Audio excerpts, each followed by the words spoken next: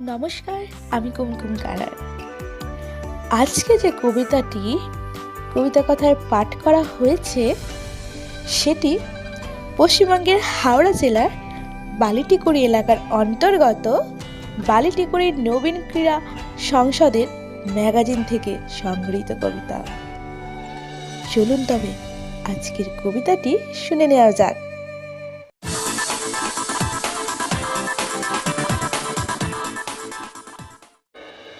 নমস্কার, আমি মৌলিশা মণ্ডল।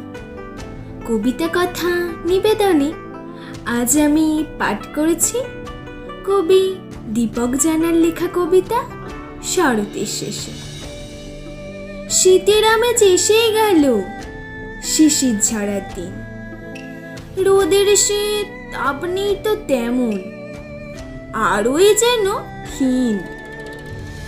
সূর্য ওঠার সময় দেখি টকটকে খুব লাল। সকালবেলায় ফুটলো জবা, মেলায় তালে তাল। সে রং লাগে শিশির দানায়, জানায় সুপ্রভাত। শপথ নিয়ে করতে হবে অশুভদের মাত। নমস্কার। আশা করি কবিতাটি আপনাদের সকলের ভালো লেগেছে।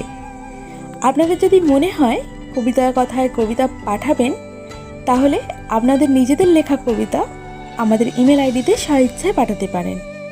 আমাদের ইমেল আইডি ডেসক্রিপশান বক্সে দেওয়া আছে। আর হ্যাঁ, আপনাদের লেখা কবিতা আপনাদের নামেই পাঠ করে শোনানো হবে।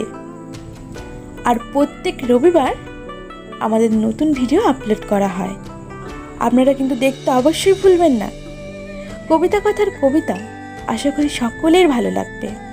আর যদি ভালো লাগে লাইক করে দেবেন, আর কমেন্ট করতে অবশ্যই যেন ভুলবেন না। আপনাদের যদি কবিতা কথার কবিতা ভালো লাগে, সাবস্ক্রাইব করে বেল আইকনটি প্রেস করে দেবেন।